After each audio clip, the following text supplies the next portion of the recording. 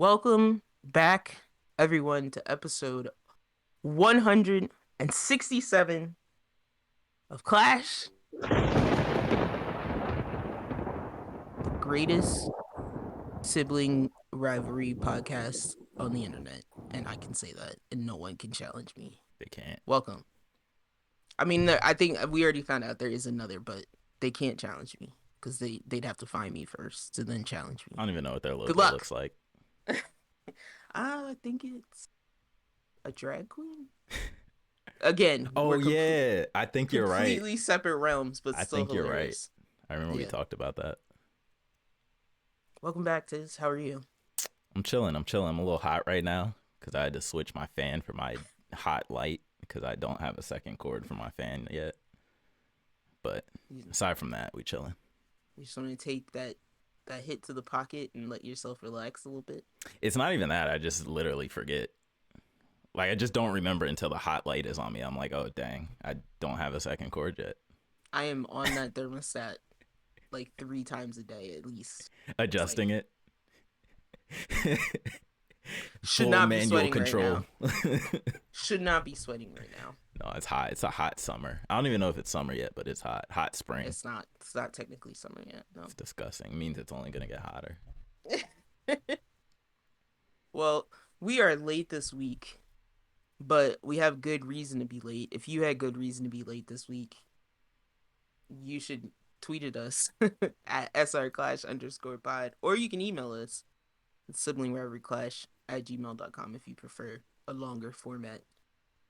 But the thing that we did a thing together this past weekend. We watched a movie that is quintessential in the video game adaptation world, I would say. For Tiz, it has already trumped some other films. Low bar, but for me, it was. You know what I mean? It was alright. It was good. I mean, for me too, it was that too, but that kind of trumps everything else. You know what I'm saying? For me, yeah, it wasn't like mind blowing or anything, but you know, I feel like it's progress towards the right direction. But go ahead. I don't know if you said the movie yet.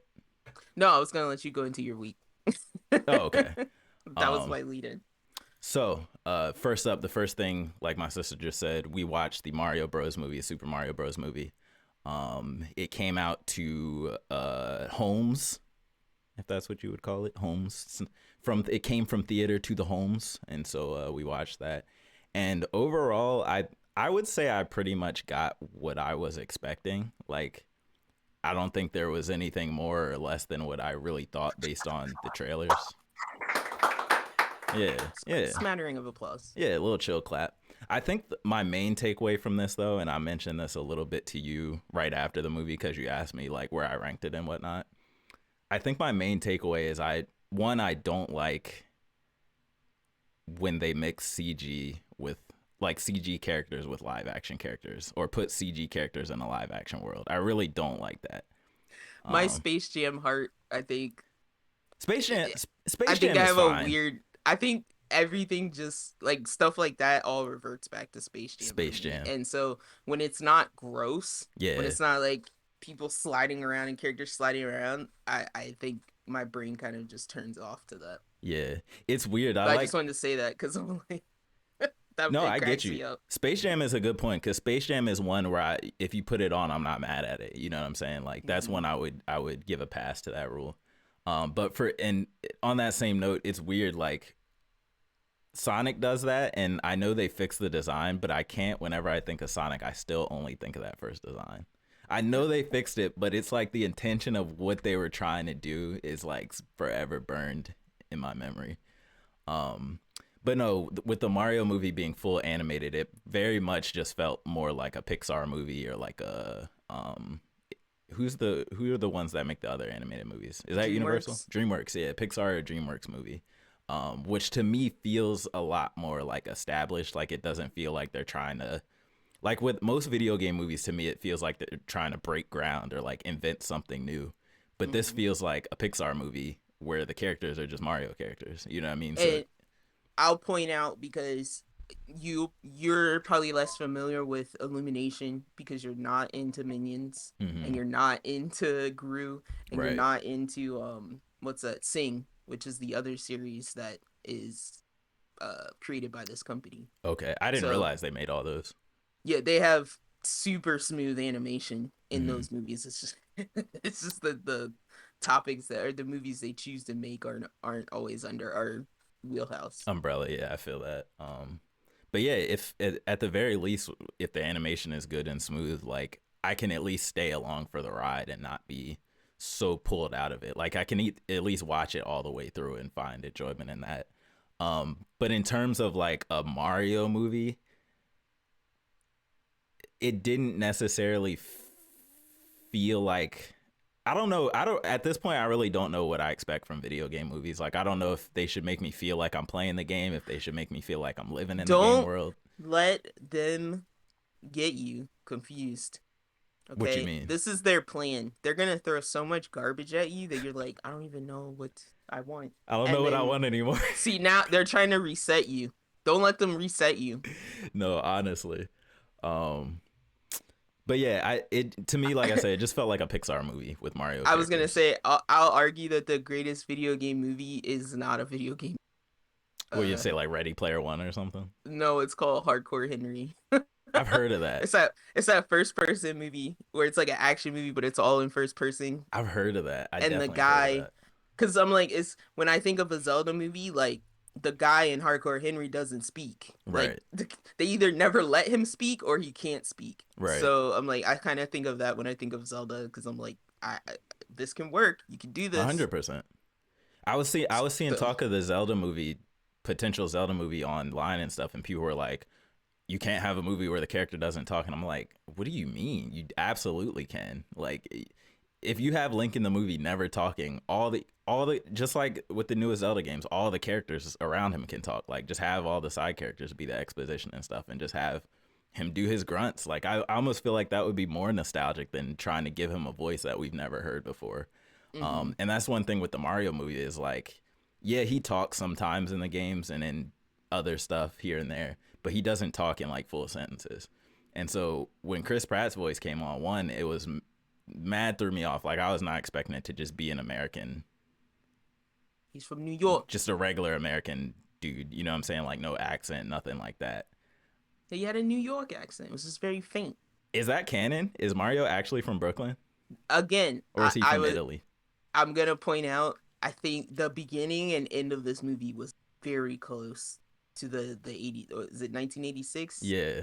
Mario Where he was from Brooklyn and that too, or from New York or something. Very close to that, like with the yellow truck and stuff, and then they're just plumbers in New York. Yeah, like, I think they borrowed that. I did like that they added the plumbers thing in as like their day job because I just thought that was funny, and like their family members like joking with them and all that stuff. I thought that context was cool, and it fit pretty well to me. But I don't know. I think it. Like I keep saying, it just felt like a Pixar movie. It didn't really feel like a representation of Mario the video game. It had a whole bunch of the themes and stuff. Like it had, you know, Princess Peach, Bowser, the characters. It had the worlds. It had the Mario Kart stuff. We also don't really do like origin stuff for Mario, and I feel like this movie tried to be an origin story. That's very true. Whereas like with Zelda, we do that all the time. Like every single game, it's like a re-origining of it. So I feel like that type of thing could, because it's like why highlight DK? Yeah, unless it's like speaking of DK, that was one thing. I don't know that I liked his voice actor that much. It was Seth Rogen. Yeah, was that who it was?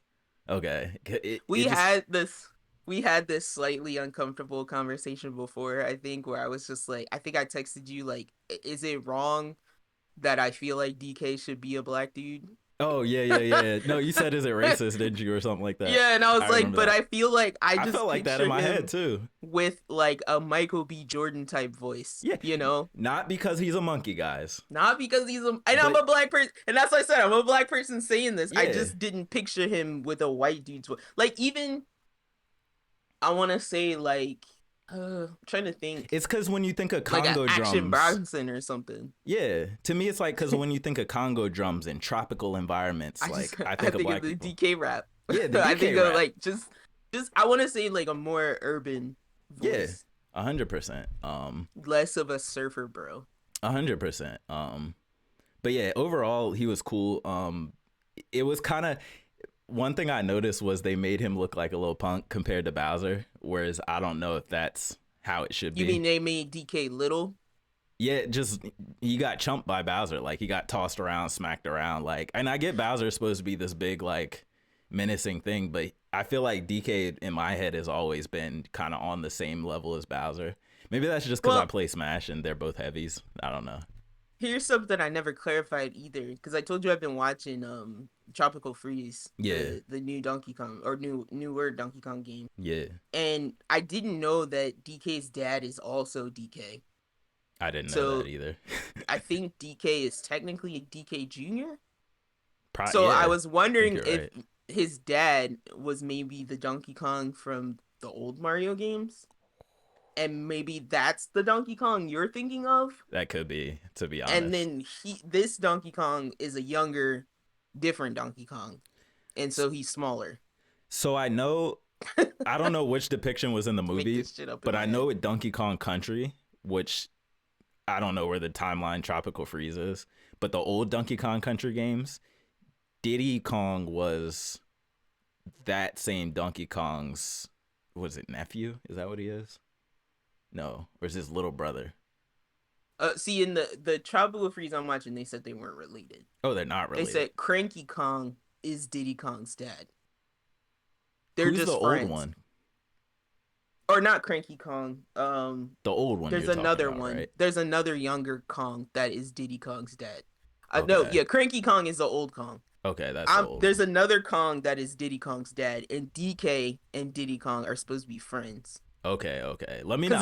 They were arguing because they're like, why are all their last names Kong? They were like, is this a family or a gang?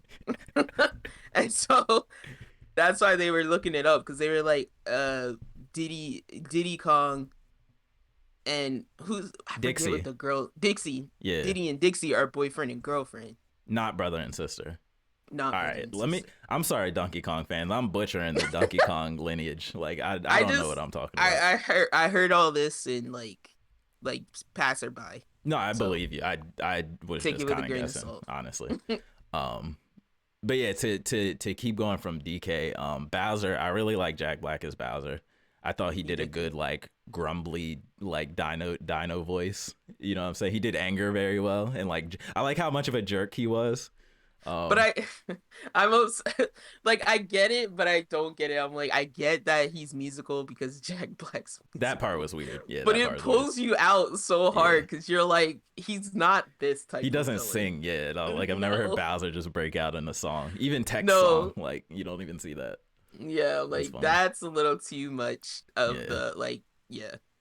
And I feel like that's maybe a thing where it's just like all companies feel like you just have to force music into children's movies or younger movies. I don't know. Yeah. It just feels like they all have a song or a theme song or something, and to some extent. But yeah, I like that character overall. I really like Luigi a lot. Like, and I saw the internet saying that a lot before I watched it, but I thought Luigi's character was like even more on point than Mario's character. I can't explain why, but it just felt right. He played his part. Yeah, he really did. Well. He really did. Oh, one thing I wanted to bring up before you moved on from Bowser, I was shocked about how brutal Bowser was. Yeah. I don't feel like I felt like I was like, oh, this is like a return to like Mario 1 like, Bowser. Scary villains as opposed to like just evil villains. Like he was like throwing people around and stuff. He was ruthless. And burning people. He was mean. But I thought that was a good depection because in a lot of the games, like they just make him look soft. Like he's just but I mean, in the game, he's usually like head turned sideways, fire shooting out. So. Yeah. And also I appreciated the Bowser scene that looked like it was a direct call to Mario Odyssey. I didn't think they were gonna go that new with it. Where they're in the wedding, the white tux and the white top hat, like that's straight out of Mario Odyssey. Yeah. And I did not think they would do that, which was kind of cool. I'm a little sad that they didn't use New Donk City. I feel like that would have been it's like the only city in all of Mario, so I feel like that would have been perfect. And then the last character that I want to touch on is honestly both our favorite characters. Luma was so like Luma was so funny to me, like so dark, like way darker than I thought they would get in this movie. I was just that thing. Because I'm like, the second that thing was shown, I was like, I could picture being stuck in one of these cells and listening to that thing, and they're all just like, just going insane. Just make it stop. And I'm like, now whenever I go back and play Mario Galaxy or Smash, I'm never gonna look at Luma the same. Like, I'm only gonna see that like happy, depressed. Because I'm like, I keep wanting to call him a sprite, but I'm like, the shine sprites are from Super Mario Sunshine. Yeah, which I'm surprised. I don't remember what those things are called. Yeah. In Galaxy. I forget what they are. I don't know if that one is just called Luma or if they're all called Lumas. Because I was like, that sounds like a name. Luma, yeah, it does. But yeah, Mario Galaxy is one of the ones I still gotta like play all the way through because I barely touched it back in the day. But I actually have it on Switch. But yeah, overall, I would say for a video game movie, I'd probably rate this joint like a solid 7 out of 10. I'm not mad at it. If we keep going in the full animated direction, I wouldn't be mad at it. I feel like if they try to do the mix or the live action, it's gonna flop way harder. Well, I think by having it in the way that they did, and like I said, the whole like origin thing where he's like now kind of in the Mario multiverse. Yeah. So I think that opens it up for that to happen. Because we need a Waluigi, right? Like, we need a Wario in there at some point. You know what I'm saying? Wow. Yeah. Waluigi. All right, so do they get to talk or do they just do that? Wario can talk because Wario talks a lot, but I feel like Waluigi could just be Wario twirling his mustache. Because I was just like, no, that would be super creepy if only Wario talks and Waluigi doesn't talk. That would be upsetting. He's just in the background like this. You'll have to excuse my brother. Yeah, because trying to do his voice right is going to be hard. I'm not going to lie. You're creating another, like, Sonic Shadow situation here. Yeah, honestly. Look, when the Shadow movie comes out, that joint's getting a 10 out of 10 just off the strength. I'm saying that in the way that if it doesn't happen, I'm going to be upset. Oh, yeah, 100%. 100%. Super upset. But yeah, that's kind of my take. Did you have anything else you wanted to add on the Mario movie? I'll say for me, you put it above Sonic. For me, it was probably below Sonic, but at the level of Detective Pikachu. Is that both Sonics or just one of them or the other? Sonic. The whole thing. Okay. Yeah, the series, the movie, extended Sonic, the SEU. Yeah. The Sonic Extended Universe. Ill. Or cinematic, so SCU. Sorry. I'm not gonna lie. I think the only reason I don't put Sonic higher is because what they did to Eggman. Well, you said yourself, you don't like the live action being in your animation. I totally get that. But Eggman emphasizes that. Yeah, but I told you I actually would prefer a live action Mario. Yeah, fully live action though, right? Yeah. Yeah. I want the stupidness. So, but that's just me. So I wouldn't even be mad at that. I like Sonic. Just me. All I said was like Sonic just made me laugh more. That's all. That's fair. I definitely. And then they did that woke princess thing, and I was just like, yeah. They did. We don't. I told my friend because I said the thing that made me feel weird is like, how is the princess gonna be better at being Mario than Mario? Yeah, they kind of made Mario look like he was like a dirt like. I'm like, what is his purpose then? If she can do everything he can do we need him? Yeah. No. Yeah. Because but anyway, my idea of Mario is a little more like how he was when we first saw the denim in Smash in Brawl. You know what I'm saying? He's a lot more like fists and like jumping around doing ninja moves, like flying. He's got rock eyebrow. Yeah, like that's a little bit more, but he was a little more clumsy and more clumsy in this movie This than I is would have like liked. brand new to the universe, Mario. Doesn't know Exactly. how to platform yet. Exactly. But they did have his little training arc, I guess. So And then somehow Luigi also just caught up. yeah, out of nowhere. Whatever Mario can do, Luigi just gets those powers transferred to him, I guess. Just from watching this, bro. That. I'm so mad he didn't pick up a vacuum though. That's upsetting. But maybe they're saving Not it. yet. Not For this the movie. Mansion movie, yeah. Yeah, because there were like no boos. There was like one boo. Just a little so boo cameo. They're probably definitely saving them. I could see that. Because, yeah, Boo was like the big villain in Luigi's Mansion, wasn't he? Now that I think of it. Boos. Yeah. So that's true. That's definitely true. But yeah, so we shall see what comes out of Nintendo in the future. And then moving on from there, I just want to touch on these next two real quick. So I started watching Heavenly Delusion, the dub. I believe the sub is finished with this season at least, but I feel like it has to cliffhang based on how close I am to the end and how much information has been revealed. Unless they slideshow it, which maybe they could, because the show is also about kids. Can you stop acting like that's a valid option? I don't think. I feel like I don't think the people who did that. I don't think that was their first choice. I think they honestly.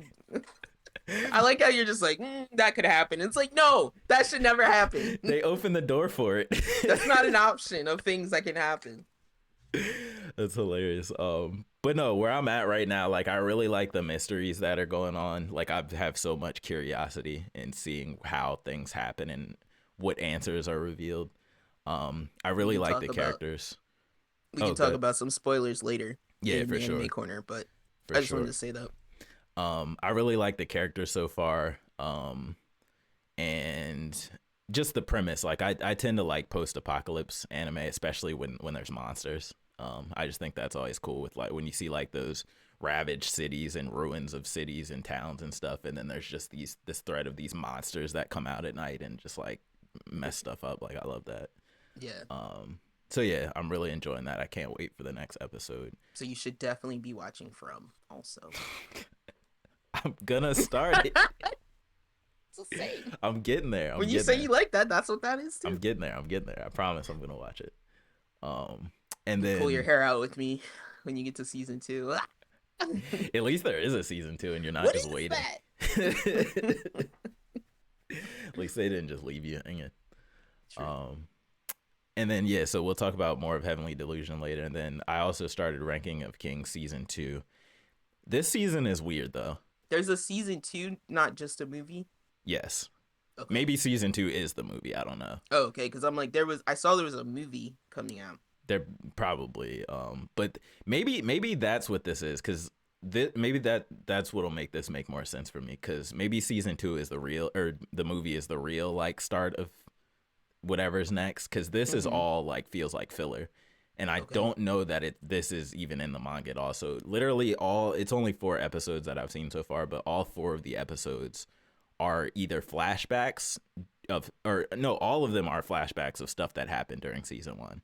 So like literally a full episode of season 2 is just Boji after he got done training with Desha or Despa. I get their names mixed up. But after Boji got done training and he heard about Dai getting possessed by his dad, and he's just traveling through the desert with the underworld soldiers to get back to the kingdom. That's like a full episode and all the stuff that happens in the desert, right? And then there's another full episode. This episode was actually really interesting, was of Oaken and how Oaken went from being normal to the immortal dude. Like it was just a full episode about his progression to like insanity. So they're all flashbacks. So I don't know if that's like intentional filler or if it's like leading up to something, or if the whole season is going to be that. I think it is this Ranking of Kings, treasure chest of courage. That's what the season's That's called. The only thing that's coming up, and it says that right now it has it just listed as 6+ episodes. So I guess it's not done yet. Yeah, I guess not. But yeah, it's not saying if it's an OVA or anything. It just says it's saying it's a TV show. So it just seems strange because I was like, and it could very well be filler, but it just seems strange because I was expecting it to pick up like right where the last season left off. But like I said, I'm not familiar with the source material, so I don't really know what's there and what's not there. So yeah, I'll just keep seeing what happens with that. But yeah, that was pretty much it for my week, however long it's been. Nice. What about you? I also watched that movie with you. Like I said, I feel like I pretty much enjoyed it for the most part. Um, I also watched another movie. Uh, I watched the Dungeons and Dragons movie that came out not that long ago. I had a coworker recommend this to me recently. He's like Uh, really nerdy too. So like, our mother also liked it. As someone who like she has no idea about what it the is? actual lore of Dungeons and Dragons. Yeah. Which But I yeah, I don't watched. really either, to be honest. Well, I say I watched it with someone who had like peripheral knowledge Mm-hmm. and caught some of the references there. Okay. But for me, I mostly remember the humorous moments. Okay. And I feel like those were done really well. Mm-hmm. But other than that, the story feels like Disjointed. choppy. Okay. Yeah, disjointed. I it's one of those movies where it's like I never get the sense that the main character really cares about what they're trying to do because there's so much bullshitting Yeah. on the side. Side quests. Yeah, and so and then you've got like the secondary characters things going on. Mm-hmm. So like there would often be times where I'm like, what are they trying to do? Like, why are we on this trip? Yeah. Um, but yeah, I'm not no super deep thoughts on that. How They are the just had a action couple. scenes? They were pretty good. They're I solid. kept saying I was like, this Marvel movie was great Oh, nice. because that's what it felt like when an action scene is like somebody be like pew with their Yeah. staff and like a green laser would shoot out. Shoots out. I could deal with Because that. you don't. The lead of the group is the bard, so you have like a bard, a barbarian, a thief who can use magic, Mm. and then a druid. Okay. And there might be like one other person I'm forgetting, but that's Mm. basically your group.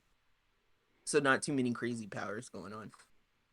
But That's yeah, solid. there was a pretty funny moment where they had to cross this bridge and they were with this like basically this OP guy who they met who was like helping them, and the whole time you're just waiting for him to die because you're like if he stays on like they don't this isn't gonna Yeah. be much of a struggle. Yeah.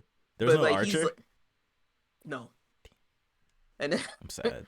there's no there to me there's no like traditional classes because that Mm. one guy except for the druid maybe because that one guy is like a paladin that the Okay. knight who shows up. But yeah, he's like, you gotta take this stone, step on this stone of the bridge, and then step over here. And he's like, then you gotta cross every three from this part. And while he's like explaining how to cross this bridge, of course, one of them just like leans weirdly and steps on the bridge and it just crumbles. Oh. And then they're just like, Stuck. it's like, I didn't know the bridge started here. It's just like super awkward. So there's like a lot of moments like that. Okay. Where somebody's like, I'm gonna do this grandiose magic, and then it just fails It just horribly, and they have to fizzles. like run away. Yeah. Pretty hilarious. So, That's funny. but yeah, it kind of what I expected, but like just not as I expected the story to be a little more Cohesive or whatever. in depth. That makes sense. It felt like pretty peripheral to the movie. I guess when you think about it though, and I'm not like super Dungeons and Dragons person, but like what I've always heard is that Dungeons and Dragons is like you making your story. So it's Mm-hmm. like the writers probably didn't have anything to pull from other than just like whatever fantasy stuff they could come up with in their head, you know what I mean? But there Yeah. wasn't like a preset fixed like plot to just, oh, we can just adapt this. So maybe that's part of Well, why. maybe there was because the person I was watching it with kept talking about, I think it was like red mages, Okay. and that seemed to be the conflict of this was like red mages. Okay. So I know there are a bunch of different story packs and stuff for the Dungeons and Dragons. Oh but yeah, for sure. I wouldn't know if that covers one of them or not. Yeah, that makes sense though.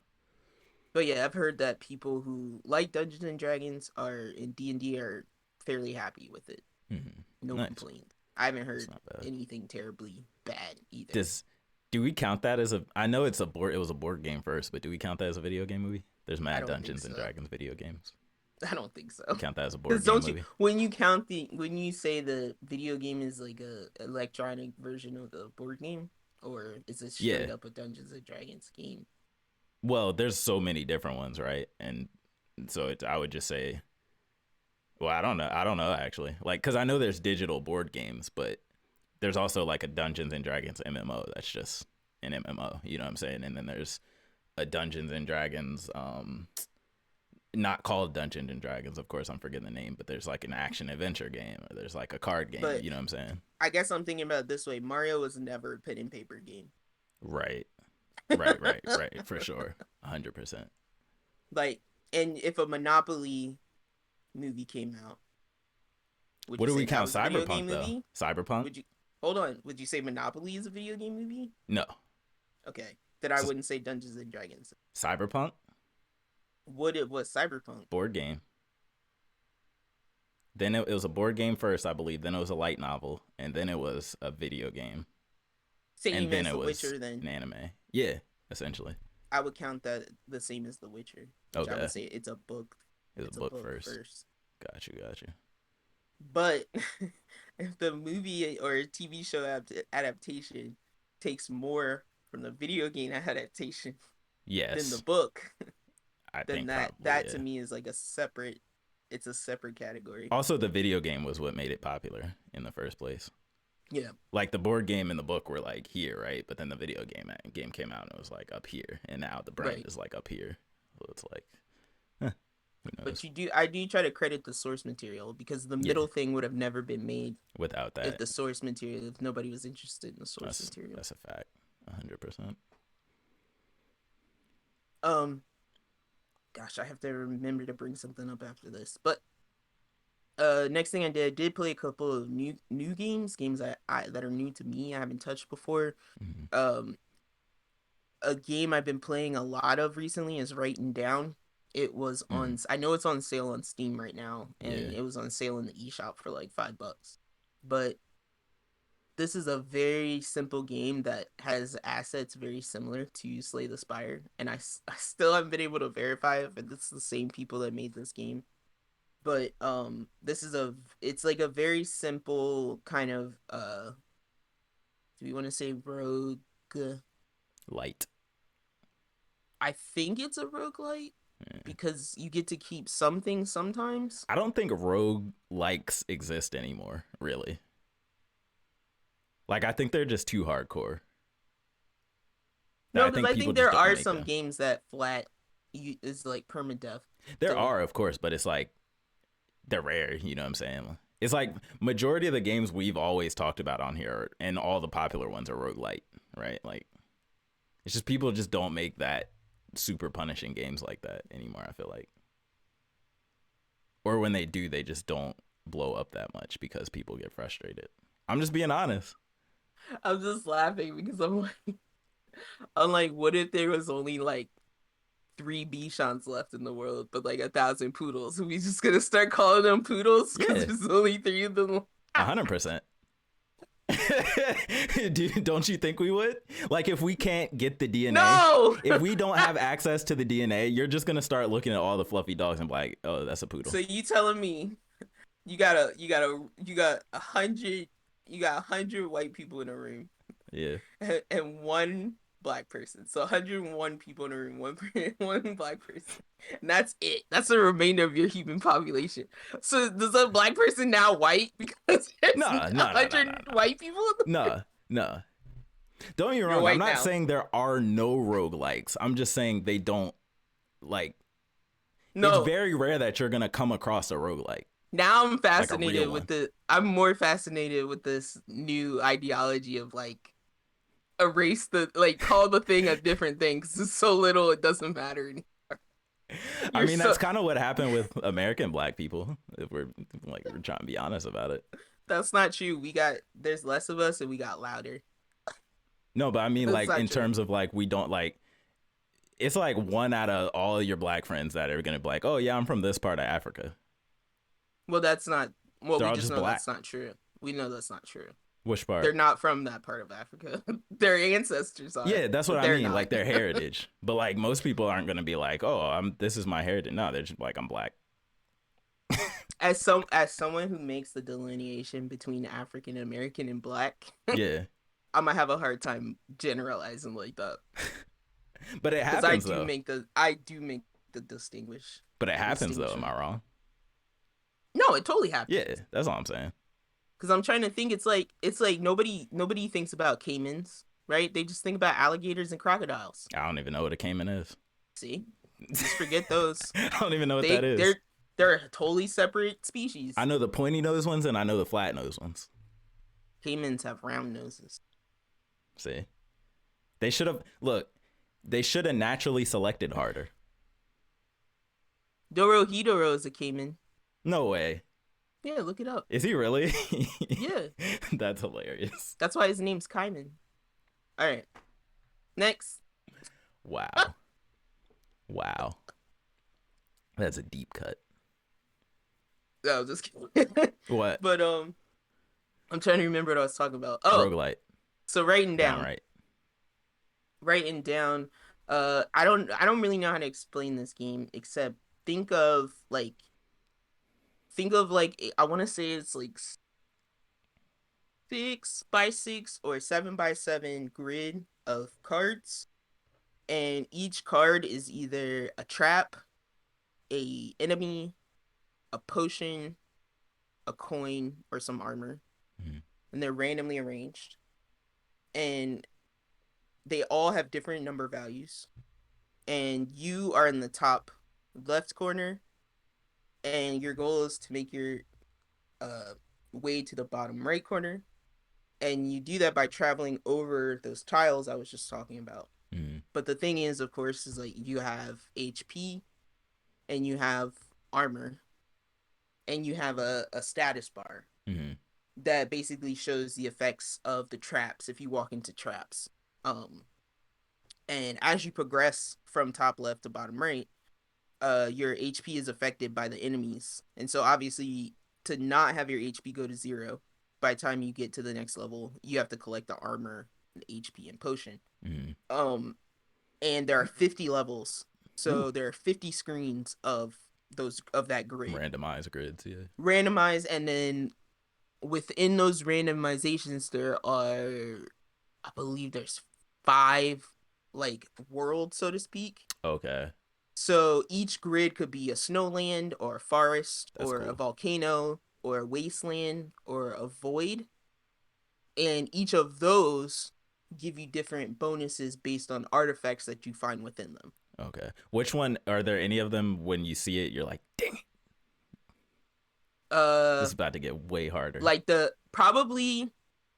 I think the one that I choose to avoid the most is the void place. Okay. Because the trap, sometimes you're forced to go in the trap. Like, you gotta go right or down. No choice, yeah. So you sometimes right and down have a trap. Just gotta eat and the void one, it causes you, it doesn't do anything to your health, but it causes you to move opposite from what you want to move. So if I want to go right, it makes me go down. If I want to go down, it makes me go right. So you kind of, once you hit that trap, you have to start thinking backwards. Okay. And then you have to count. So it's like, if you hit a trap that has an 8 on it, that's 8 times you're going to move where that trap is affecting you. And it doesn't tell you, I'm guessing, when it switches. No, it does. Oh, it does. Okay. But also, that's the effect of the void land. So the void trap causes your HP, like all of your stats, to turn into question marks. Oh God, it just guess. Yeah, unless you knew your HP when you went in before you hit that, yeah, like you kind of have to be like, I hope I don't kill myself. Cautious. Yeah, okay. So yeah, that's probably the one I hate the most, and it's also the one that seems to be the hardest to find to find artifacts that help you there. Okay. It seems like the Snowland has all the fire artifacts that like help in the fire space. Fire has ones that help with snow, and then like forest is all poison based. Volcano, of course, you get burnt. Burnt just means you can't heal. Not all the traps harm you. Sometimes they just hinder your skills, right? And keep you from getting better. They also have, so the thing that I've been able to do, I beat the first dungeon, so to speak. Which I have no idea how many dungeons there are, but with the main, like the first character you're given, which is just like a simple knight who has 50 HP, and his special skill is like you move down once and right 3, and you get some kind of bonus. Oh, you can kill like all the enemies like around you or something. Not kill them, but like take 4 HP from them or something like that. Okay. Each character has like 2 like weapon skills that you can choose before you go in, and then they have 3 like I guess like adaptive skills that you can add to, because you can also add to those as you progressed. But I would say every like 5 levels there's like a rest site, and usually the rest site will have more skills that are movement based, like the one I just talked about where you go down and right. You can grab more of those, but you have to fight enemies Right, to to get be able to do XP, that. and each enemy is only worth 1. So Okay. you have an enemy that you somehow get his HP down to 0, that's great because you've taken no hit points and you get an XP. But you hit level like 25, you're gonna start hitting enemies that have like 25 Way and more 30 HP. HP. Okay. So like they can wipe you in a board. So it's pretty interesting. It's like it's very simple sometimes, and then other times it's like, okay, it's getting hairy. Like I need to think about how I move through here. That's cool. So, and yeah, sometimes you can clear a board just by like, oh, I can only move down. Moving down gives me health because of this artifact I have. So I'll just try to move down as much as I can. Yeah. Type of thing. So Is it sorry, that just made me think of this question. Is roguelite, what am I trying to ask? Are I you don't want to saying say IGHT? yeah. Yeah. Is roguelite, I don't want to say I don't want to ask is it the best genre, but is roguelike like one of, if not the best, like mechanics introduced to gaming? I think it's just somebody wanted. I think somebody wanted challenge, number one, and death makes things hard and annoying. And then 2, I think it's like replayability. Yeah. It just increases the amount of replayability because you're kind of forced to fail your way through the game. That's the big thing for me, I think, because the reason I asked that is because like as you're talking about that, I'm just thinking about like any game like that I play, like Honkai Star Rail for as the most recent example. No matter what genre the game itself is, if they throw in a roguelike mode anywhere in there, the game just bumps up like 10 points for me, like just automatically. And I was just wondering, I'm like, oh, why is that? Like, because it's so different. Like, I think that's why I also like playing the Resident Evil games so much and survival horror, because those feel like so rehearsed. Yeah. And you get better at them by improving your timing and your 100%. reaction. Yeah. Where this fulfills the other need of like you can never predict surprise. It's like, oh, what surprise do I gotta you react have to on my react feet? because I'm like, for me this is the closest I'm ever gonna get to PvP because I don't like PvP. It's too aggressive. So like this type of randomization is the closest I can get to that type of PvP challenge. is kind of roguelike when you think about it, isn't it? That's crazy. It's the closest way to challenge yourself because the AI was never smart enough, right? Yeah. Oh wow, I never thought of that. That's crazy. Huh. Interesting. But yeah. Yeah. Cool. So sorry. Go ahead. No, you first. No, go ahead. No, mine's off topic. The last game I'll talk about, I started playing Fatal Frame. Ooh. I think it's Made in Blackwater. The Switch one? Or the Wii one? Switch one. Okay. And I'm enjoying it so far. I'm not that far in. I think I'm on like episode 3 or chapter 3. You be using the gyro controls? I'm not playing it like that. Oh. Absolutely not. You trying to make me drop my Switch? Turn all the lights off, just be like this in your house? I will literally have to put a lanyard on my Switch so I don't drop it on the floor. And even then, the little Joy-Cons will probably just fly off when I drop them. Oh my god. But yes, it's only somewhat startling. There's a lot of like musical cues, I feel like, when the ghosts start to appear. But yeah, they do them. Those busters get up in your face really fast. And like in the beginning, it felt like all of the ghosts were very like, ooh. And then like as I got closer to the chapter 3, the mofos were like running like cross streams on me, and like running, like they were running in a circle around me, like going in opposite directions. So I'm like Oh, trying to capture them crossing each other. yeah. It's too much. And Oh then my they're like God. lunging at you from behind you. And Jesus. when you get hit, it jumps you completely out of the camera view. So all you can really do is like run because you can't Scramble. really attack. Yeah, you can't attack then. Um, but yeah, so far it's just like a lot of reading and a lot of really soft-spoken Asian ladies, like Mm-hmm. being startled, but also like way too respectful. Yeah. For the situation. Yeah. That's funny. But that's pretty much it for me. Nice. One thing that I forgot to bring up, I just wanted to mention real quick, this the second screen game I was talking about before we started recording. So I actually, and you're probably gonna laugh at me, but I actually started playing Summoner's War. Free to play. I knew you were gonna laugh at me. Yeah. Welcome to my life like 5 summers I ago. know. I kid you not. Ever You want my since, spreadsheet yes, yes, no, I'm so deep for into it. build? You want my spreadsheet for building characters? Yes, I do. Ever since you brought it up to me back when we worked at DSU, it was in the back of my head that like, I'm gonna try this game one day, and then starting playing Honkai Star Rail just made me go down the gotcha rabbit hole. And I was like, oh, let me try Summoner's War. But no, I'm not gonna talk too much about it because it's like a super super old game. But I just want to ask you, like, I'm just curious, what was like when you were playing it? What was like your goal playing it? Because like for me, for example, I'm right now going through all the PvE stuff, and then eventually I want to get like as high as a free to play can get, because obviously it's Mad Whales. It's like I've heard this is one of like the most expensive games ever if you like play it that way. But People just buy accounts. Yeah, Like the best thing you could do for yourself is make a gorgeous account and then sell it. Sell it. Yeah. But yeah, there's a rank I looked up where I was like, what's the highest you can realistically get in PvP as a free to play? And that's kind of what I've like set my goal as. So like I'm wondering, like, when you were playing, what was your like end game? Like, what were you going for? Well, I'll just add to you. I think our old producer sold his account for like $200 when he got rid of his. Sheesh. Just so you know, Oh my God. goal was to just collect the coolest pulls. What are you talking about? The coolest looking monsters, the rarest monsters. I before I like really stopped, I built. I think I built one of the. Was it? It was like a not a harpy, but some type of like it was like one of those like higher up like angel fairy looking ones. Okay.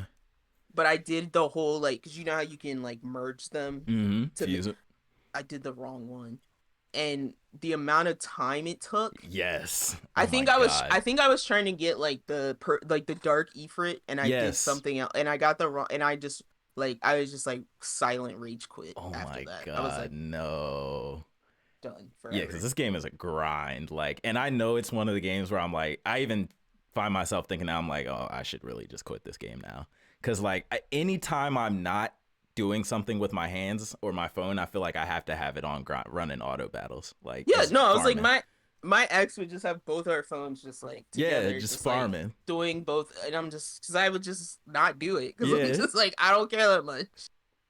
But like, it's weird though. It scratches like, obviously I play all these looter games and stuff, but the reason I play them is because I have this like progression itch. And I think this game really, really like you feel your account getting higher and higher, just Well, like the more time you put in. the one thing they do well is like you get those like they're good at rewarding you for like always logging in, always Constantly. checking back, Yeah.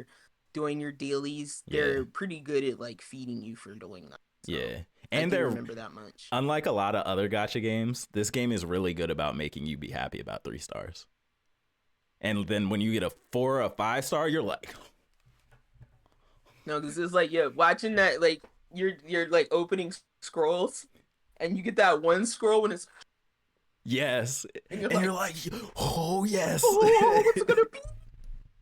Because Yeah. unlike Genshin, Yeah. I really did feel like I could get good pulls. No, 100%. That's because Genshin is so stingy that it's like, one, it's so stingy, and two, you don't really care about the 4 stars or the I think 4 is the lowest, but you really only care about like the 5 stars, and so they're so stingy with them that like you're just disappointed, happy. But like Summoner's War is like, I pull for this 3-star monster. Oh, I can use him for a fusion for something. You know what I'm saying? Or I can just upgrade him and now he's good. So yeah. And then like building the teams for like the dungeon run, the raid. There's so many different teams you need. The raids. And then the end of my life was spent just sitting in chats trying to the secret dungeons. Trying to get the secret. You had to be quick. You got to be quick on them, Jones. I would be up at like 1 a.m. Can I get your friend code? Can I get your friend code? Friend code. And then it's like, you have too many friends. Yes. And then it's like, who hasn't opened their account in 1+ delete. Oh my God. Yes. Yes. You're bringing, like, I'm physically, like, you're bringing back, like, this is what I was hoping for. This is what I was hoping we could bond in our your past addiction to this game and my current addiction. Part of me was like, oh, someone's back in, and then the other part of me is like, don't you even touch that. Don't re-download it. It's good. Yeah, it's bad. It's bad. I can't wait till I get to the point where I can quit. But that's another game that rewards you for leaving and coming back. Does it? You come back.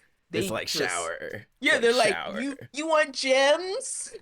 You want to open some scrolls? We missed you. Yeah. Oh my God. Yeah.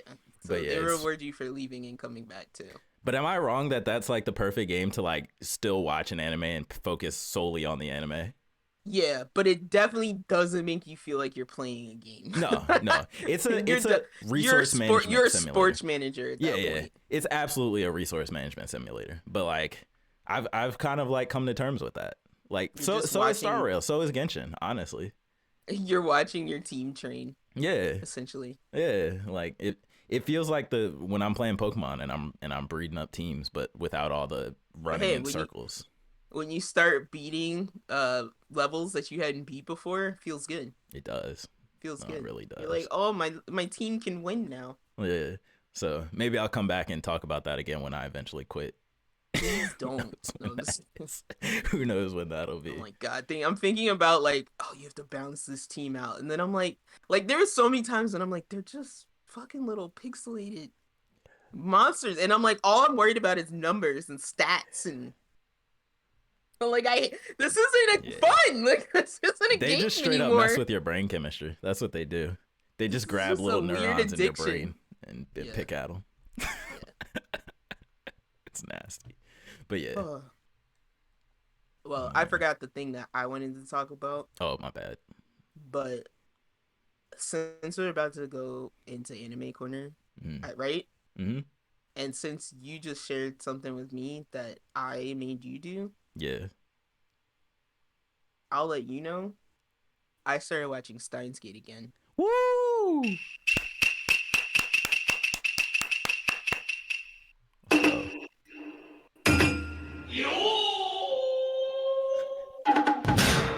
And you feel the same. I'm actually paying attention this time. Woo! No, like I stopped. Like I was middle of the day. I was like, I watched Hell's Paradise. Yeah, okay.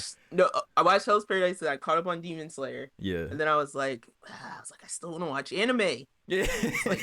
But I was like, I don't know what to watch. So I was like, I don't want to watch Vinland Saga. I was like, too sad. Yeah. So then I'm like, And then I'm like, I want to watch something weird. Yeah. And so that's why I was like, all right, let's try Steins. Let's try it again. I'm watching the dub. Yeah. And so I really have to pay attention because there's no subtitles. Yeah. But yeah, I'm like, I stopped at episode 2 because I was just like, all right, I understand what's happening. Yeah. Yeah. Just take it slow. I was like, I wanted to do something. Like I started like looking at screens. So I was like, go play play your game. Yeah. Because that's what you clearly want to do and come back. So yeah, I like it. I like the dedication. But I'm just telling you, I wanted to bring it up because I'm like, this is my process. I'm like, I'm feeling it, so I'm in. If you come back and you're like, the show is trash, I'm like, all right, you gave it a fair shake. I did give it a fair shake. You gave it the fair shake you could. The mystery that they've set up in 2 episodes kind of hooked me. Oh, so you ain't even get there yet. Oh, I know. You ain't even get there yet. But like, I'm actually like keying into kind of what's going on. So. Yeah. I love that. But real quick. Sorry. No, go ahead. I gotta be petty real quick. So last episode, I don't know if y'all remember, but we had a little argument. A little poll was created. Oh, you want to be petty? Couple polls were created. I got a pocket. Huh? Go ahead. I got some shit in my pocket. Couple polls. I just want to let you know. I put a poll on Reddit and a poll on Twitter. I'm gonna go to the Reddit poll first. The question that I posed was, which anime? Hold on, let me switch screens so people can see it. I think that's right. Yeah, I was like, put this poll up on the screen. Which anime is more edgelord? I put Bleach first, so as not to sway people to click the first option first. And I put D Gray Man second. Didn't give no other context. The Reddit poll had 21 votes. Not counting my vote. 14 votes for D Gray Man. 6 votes for Bleach. All right. Now we're going to switch over to the Twitter poll. Much less activity on the Twitter poll, but it's fine. Same question, same exact question, just threw some tags on it so it would get some more reach. This Twitter doesn't, oh no, it does tell you total. 6 votes total, not a big sample size. D Gray Man, 66.7%. Bleach, 33.3%. So I did a very similar poll, but my poll was in person, face to face. All right. But it was, okay, so here's the thing too, because I must say, first of all, I believe all your friends voted on that. No, and Reddit. Here's none of my friends are on Reddit. Here's what I'm gonna add. Okay? And none of them follow the podcast page, so you can't say that. Literally, none of them follow the podcast page. Your friends are just like my friends. Yeah, they're jerks. The only thing I was gonna add is that people who like Bleach are not gonna want to say that Bleach is for edgelord. 100%. But and I will say the person I asked this to would disagree with me. And I wouldn't ask somebody that's just gonna flat out agree with me. So I asked, he's like not a year older than you, so in your age range. Okay. But I asked, like, because I said, I presented my opinion first, and I just said this is why I argued this. I said I didn't present any opinion. I just presented mine first because I said this is the argument. I want you to know the basis for what I consider edgelord. Yeah. Not edgy. Edgelord, yeah. So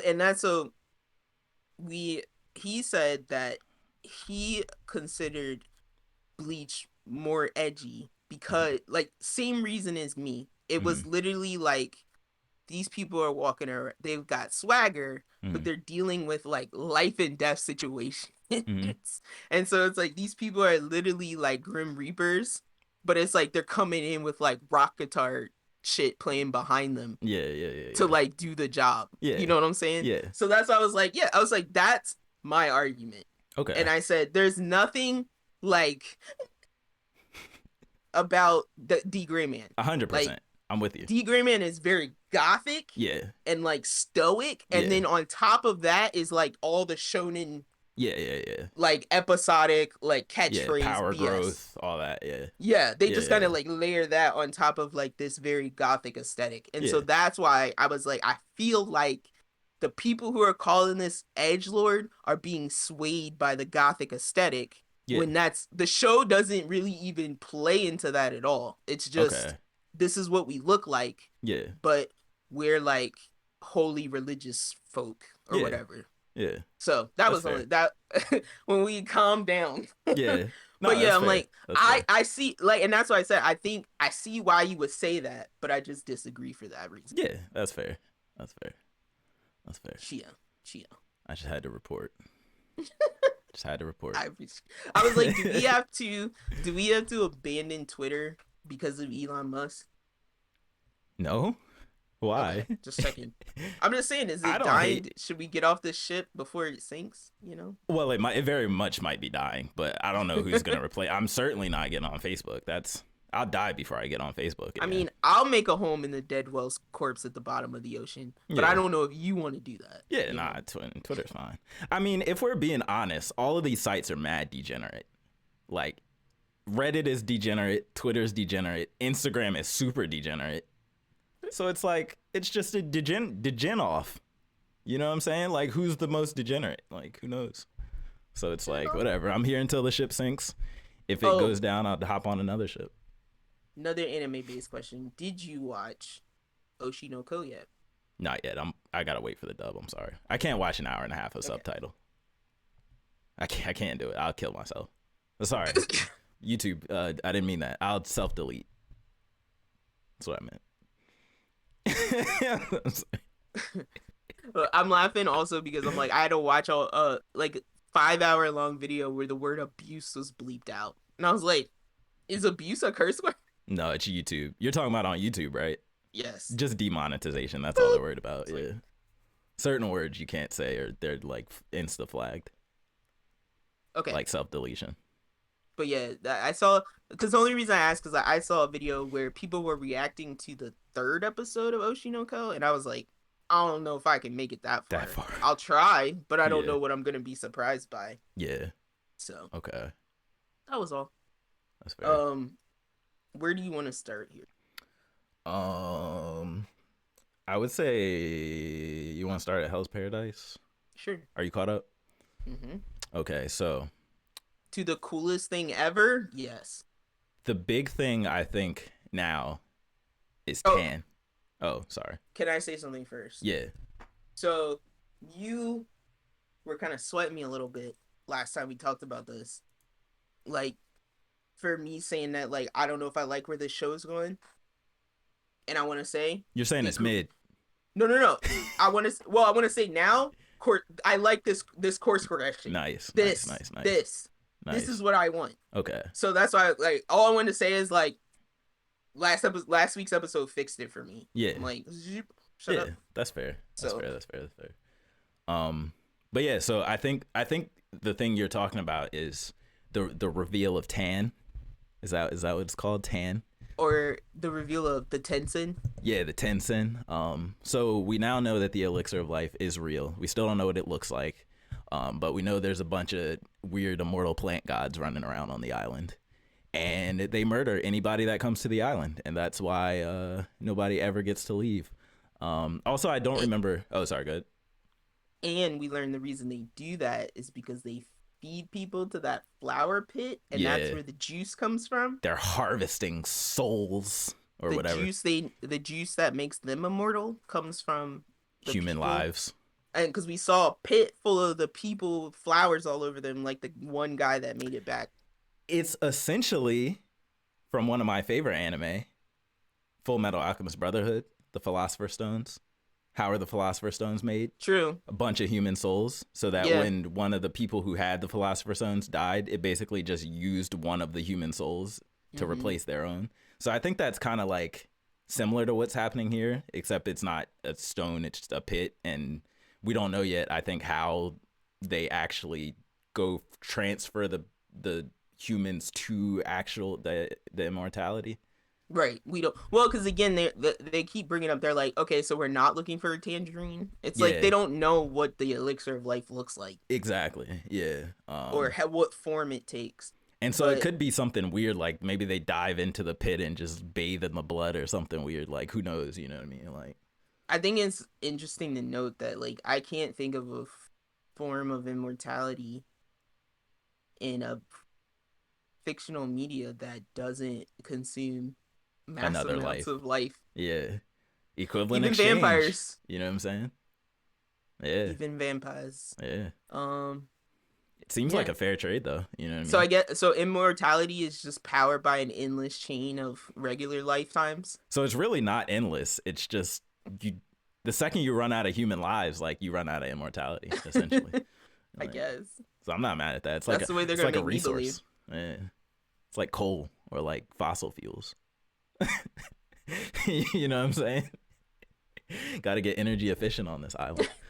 But no, yeah, I really just can't wait to see how, because so far we've only seen side characters dealing with the immortal characters. I don't think we've really seen Gabimaru engage yet. No, they were too busy dealing with first the giant, and then what attacked them after that? The giant killed the one samurai dude. I feel like they just went off screen to other characters after that. Maybe. But yeah, they've been stuck, like, fighting the entire time. Yeah, just random issues on the island. But I keep saying, though, like, if you want to know who lives, just look at the cover art. because they keep proving that. Don't forget also they showed us like a primitive or rudimentary like map, so to speak, where the Oh guy yeah, explained like the the whirlpools and outer stuff. rim Yeah, is like the big monsters, and yeah, then the middle part was like where they were, I yeah. think, and then there's a center part which is Mm. supposed to be Where where, Tan is. yeah. And also they revealed that basically even if you did want to leave the island, there's like one tiny little current that actually goes out of the island away from danger. Everything else is gonna lead to like shipwrecks and the sea monsters and Yeah. all that type of stuff. So it's got this kind of, it's almost got this weird like Lost type of thing to it, where it's like nobody knows where this island is, nobody knows how to get there or leave once they're And it's there. almost like the monsters are getting smaller the further in, but Yeah. they're more dangerous. Also, what's up with that anime trope? Whereas like big dumb monster is weak, humanoid, very slim, slender monster is deadly. Like will murder you in 2 seconds. I blame Dragon Ball. Really? Is that where it came from? Think about who the most powerful being in the universe is, where we are in Super right now. Oh, Zeno. Is that what you're talking It's about, like Zeno? He's just it's like a like little stumpy he's like a alien. little Stewie sized Yeah. alien And who's like very derpy. I guess you could say Frieza too, because I was looking at like, don't ask me why, I was looking at like height comparisons of anime characters. Tight. And Frieza, this whole time, Compact. Frieza's been like 5'3". Oh yeah, he's Frieza's super short. It's ridiculous. I Like, knew it's that when they nasty. showed him next to like his dad and all the other Yeah. all his like side dudes. Because I think lieutenants. Goku and Vegeta are like 5'9", 5'10" or something. And then Yeah. they showed Frieza next to him like this. I refuse. I think Vegeta's like my height, but then he's got like 2 feet of hair. Hair, no, 100%. 100%. Goku too, probably. But what else is cool? And I really want to see, because I do believe this is a shonen. So I want to see what the power scaling dynamic is. Like, what is Gabimaru's thing going to be where he's like, and he powers up, and now he has this new suite of abilities. I feel like the island is the one doing the power scaling. Yeah, no, it definitely could be. And like the enemies, the dangers. I feel like they're trying to like they're just becoming more dangerous for our OP hero who doesn't pull everything out the first shot. Do you think the monsters are just like a weird side effect to like whatever they're doing on the island, or do you think these monsters I think are like lore? I think those big monsters are like they said, like they're guard dogs. Oh. To keep the most of the shit out. Yeah. Those things keep most of the weird it's people like a out. filter. Yeah. Yeah, and then it's kind of like they said, it's like, oh, interesting, you made it here, so like there must be something strong. Interesting about you. Yeah. I'm thinking about it that way. But yeah, I'm wondering if we're gonna find out that these people are people who made it, quote unquote, to the island, and they are actually people. And then I think it's cool and trippy how like they change from female to male, like the more aggressive they get. Yeah. It always seemed like when they would get like angry or be about to attack, they would turn into a man, and the voice would like change. And I was like, oh, that's weird. It was, yeah. When it first happened, I was like, what's going on here? That was a chick a second ago, right? Yeah, I was like, wait, what's going on here? Yeah, he was like, no. And I was like, oh. Because weren't the first two that we see, like, I don't know if they're brother and sister, but wasn't it two of them, like a boy and a girl? Yeah, it was like I think the pink-haired one had like a flat chest, and then the yellow-haired one looked like a girl, but it's the yellow-haired one that stands up and starts talking, and then when he asserts himself, the voice his changes. chest gets flat, his voice changes. Because I was like, do each one of these characters have 2 voice actors? Yeah. So I really think these immortal people are gonna be like our generals. You know what I'm saying? That we have to work our way through up to whoever the main boss is. Or I think there may be like, I'm wondering if there's gonna be like some like Made in Abyss style environmental danger. Oh yeah. In the next part or something. I don't know. Because I'm trying to think. I'm like, what would these dudes be guarding? Like, what would be more dangerous than these dudes? Honestly, yeah. You can just chop their whole torso off and it just grows back. I don't know why, but I feel like with anime like this, where there's a bunch of supernatural beings, the one in the middle is always like a normal human. like the most basic of base humans, or it's like an old man or something. I feel like it's gonna be something like not that supernatural, but I don't know. I have no idea. I have no idea because they don't feel like an organization of any type. They feel like it's weird. They really feel like plants, like sentient plants. No, to me they feel like the upper demons we're facing right now. Yeah. In Demon Slayer. Honestly, yeah, it's like overwhelmingly powerful. But yeah, I can't wait to see more, to be honest. So yeah, once our main characters catch up to what's going on, I think stuff will start to pop off. Be crazy action. Shall we segue into Demon Slayer? Sure. So I knew it. It was too easy. I'm talking about specifically the newest episode right now, but it was talking about the demons. Yeah, it was. Yeah. Tanjiro was having way too easy of a time those first couple episodes, or those first couple episodes where he was actually fighting the Hantango demon. But what? To add to what you're saying, the demons also take note of Tanjiro. Yeah, 100%. Like like later in that, they're like he learns ridiculously fast. He's adapting. Yeah. Like yeah. Which not to take away from Tanjiro. No, definitely not. I love Tanjiro. He's one of my favorite shonen protagonists ever. No, honestly, like I love Tanjiro. He's your wholesome. He's like the wholesome brother equivalent in my mind. Yeah, honestly. But yeah, when the basically all the demons, all the emotion demons fuse into one demon, and now it's actually like what I would expect, like power difference wise from an upper rank. It's like that look that Tanjiro gets when he senses the power, and he just, you know what I'm saying, he's just like, oh god, this is Attack on Titan face. Yeah, he's like, oh god, this is different. Like this doesn't feel like anything. This feels like what that last demon felt like. So I'm like, okay, yeah, now we're about to get to it for real. I'm a sucker for that design, like the shit floating in a circle. Oh, like the drums. Anything, like when it could be like a golden ring in a circle just floating behind. I'm a sucker for that shit. Have you seen the Skypiea arc of One Piece? No. Maybe? I don't know. There's a really cool lightning Buddha dude who just has drums floating around. I'm just saying. We don't got to get off topic, but I'm going to just throw that out there. Oh my god. The One Piece chill. The One Piece chill. I gotta do it. But yeah, so I really like that design, and I like the cool stone dragons. Yeah, I wasn't expecting that at all. Too. That reminded me of what's his face from Naruto who fought with the wood dragons. Hashirama. First Hokage. Oh god. He'd have the wood dragons fly out. That's the dude with the creepy like flat eyes? No. He had like no color dot in his eyes. It was just black dots. No, you're talking about Yamato. That was he was like But didn't he have the wood powers? He did. He had Hashirama cells. Okay, because I was like, he was in charge of like keeping Naruto in check for a while. Yeah, Hashirama's the dude with the red armor who was always fighting Madara. Okay, but he's the clone of that dude. Yeah, right? He's the clone of that dude. Okay, but he has the creepy dead eyes. Exactly. Yeah. Oh, that's also the dude who's voiced by Troy Baker. Yeah, Troy Baker, I think voices him. Which was interesting when I found out. And Pain? Jeez. And Pain, yep. That man's voice, like, throat shouldn't work. You feel me? It really shouldn't. Too much range.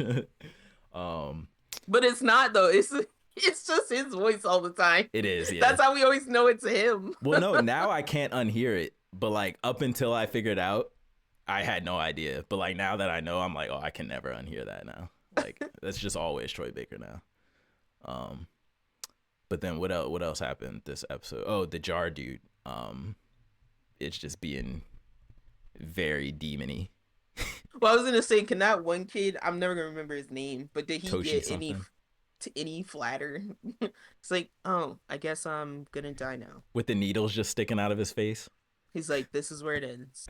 I guess. Somebody? Save me? Okay. The king nonchalant. And then that kid is like, he's like, no, kid, just run. You're gonna die. Just run. Like, hey, don't like, stop. Wow. Stop. You got it. You gotta go. You gotta get out of here. Oh, I could have cut out of here if my blade wasn't so dull. All he needed was a couple poofs of air. Get him out. That's it. That's all he needed. Yeah. Yeah, because I was like, cool. Damn, son, you got played. Like, the demon isn't even here. This is like you're getting beat by like what do they call it in JoJo? Like a not like what do they call stand? It when yes, it's like you're getting beat by a remote stand, and everybody knows remote stands are shit in power. They're like the weakest. Like, you should be able to break out of that. It's like his lingering power is just here. The demon's like off somewhere else doing whatever. He just left him. I'm like, bro, you're a Hashira. Like, yeah. That's so disrespectful when like in any show when like the villain like strings you up or something and just walks away. I'm gonna just leave you here. I don't even have to finish. The most disrespectful. I'm gonna just leave you here in the woods. You're not a threat. Yeah. But then we saw what he went to go harass the dude who's making Tanjiro's sword. This scene. He's just like, it's so this weird. Scene is like why I love and hate anime. Yeah. Because you can this scene makes no sense out of context. No, right? It doesn't. But because we know what this show is and we know what this village people are and what their work means to them. Yeah. You can put up with like 4 solid minutes of a dude just being like shing, shing, not paying attention to the world around him. The demon's like whipping him in the back. Yeah, I was like, dude's just getting like slaughtered all over him, like trying to please finish the sword. The other guy's just getting like smacked around. Yo, I'm not gonna lie, his mask came off. I'm like, yo, why he so handsome? I was like, yeah, I was like, why he's so hot pretty? Boy. Yeah, I was like, hot blacksmith boy. That was not the voice, like his voice. I was not picturing him. I was like, they got hot boys in this village. Everybody's wearing a mask. Come on. And I'm like waiting. I'm like, all right, what's the repercussion of him losing his mask? Is he gonna be like exiled from the village now, or like what does this mean?